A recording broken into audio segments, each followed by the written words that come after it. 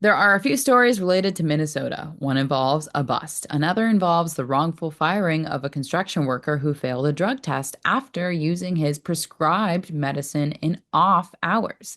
And the third story involves the challenges of procuring a location for a dispensary and the unfair practices of making licensees obtain a lease even before they apply for a license. Alysha Bellamy has this week's Minnesota Cannabis Report. I'm Alysha Bellamy for Cannabis Coast to Coast News. This is your Minnesota Report. I'm also with the Minnesota Cannabis College and the founder of Herbs and Herbs. Dominic Krillick, out of Becker, Minnesota, was arrested after a traffic stop. Krillick pled guilty to first-degree cannabis possession after police found 149 vapes, 298 grams of concentrate, a pound and a half of cannabis, and $4,000 in cash. Krillick was on probation for firearm and ammo possession with a prior conviction of threats of violence. He was sentenced to 15 days in prison and 5 years of probation. Minnesota's own Target brand stores are now selling cannabis beverages. Texas-based home builder sued for rescinding a job offer over the use of medical marijuana.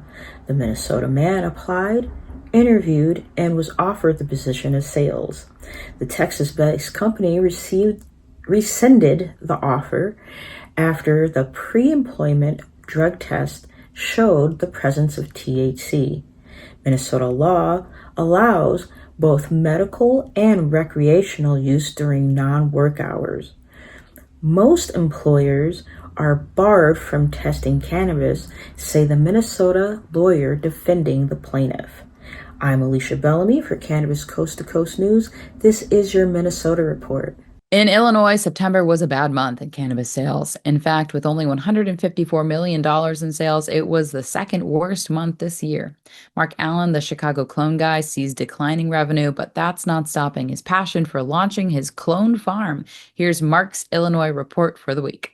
What's up, everybody? I'm Mark Allen, the Chicago clone guy, reporting for Cannabis Coast to Coast News just outside of Chicago, Illinois. I'm in the clone castle right now. Sorry, it's a mess. But I've been building this thing on my own, trying to put it together on my own. It's been interesting, a lot of fun. Anyways, always something to talk about here in Chicagoland.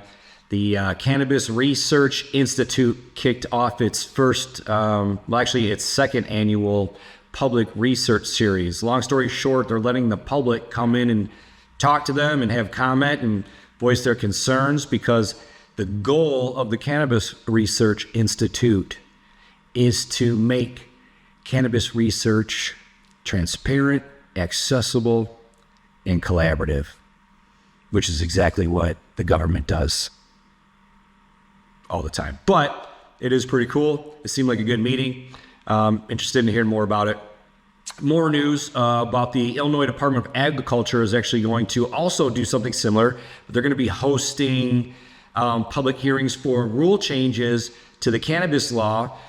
Specifically, they're going to be proposing changes to the Cannabis Regulation and Tax Act.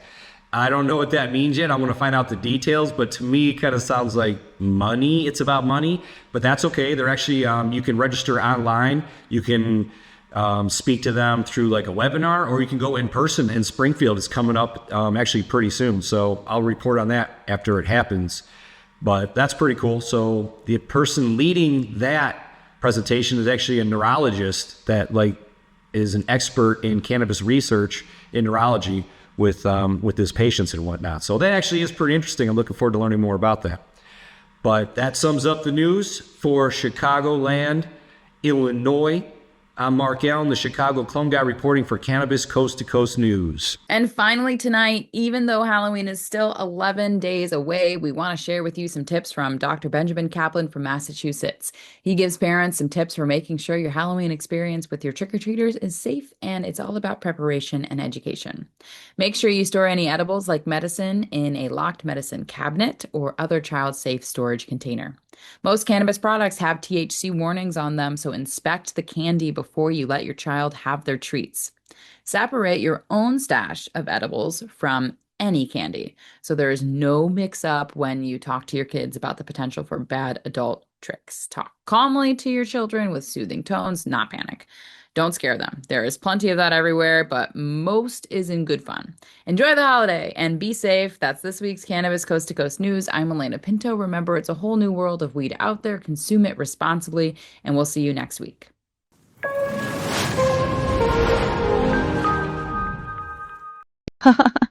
I think I messed up.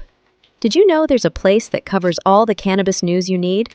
Pro Cannabis Media is now WPCM TV, your go-to website for things cannabis. WPCM TV is the CNBC of weed, bringing you the latest news you need. Amy Carter. This week, she reports from inside the State House in Lansing. I'm Amy Carter from Michigan Weedsters with this week's Michigan Report for Cannabis Coast to Coast News. And talk shows about all things cannabis. Well, thank you, and thank you for y'all all you're doing to get the word out. Like, this show is so important. It all started back in 2018 when Emmy award-winning talk show host Jimmy Young kicked it off with the In the Weeds podcast. That it's not just any generic paper towel. You do have a brand that you use, right? Yeah, we live or die by the bounty. I mean, The quicker picker upper. I love that. His mission? Building an army of multimedia journalists and podcast hosts who are documenting the fight to end cannabis prohibition in this country and around the world. Fast forward to today, and we've got the nation's only weekly cannabis coast-to-coast news program with Alaina Pinto. Hi, everyone. Welcome to this week's Cannabis Coast to Coast News, WPCM TV's weekly production of the fight to end cannabis prohibition in this country and around the world. I'm Alaina Pinto. Delivering the nation's only TV news-style program. Since June 2021, WPCM TV has racked up over 1.3 million views, with 17 million impressions, and picked up over 16,000 subscribers on YouTube alone. For more information, contact the team at WPCMTV.com.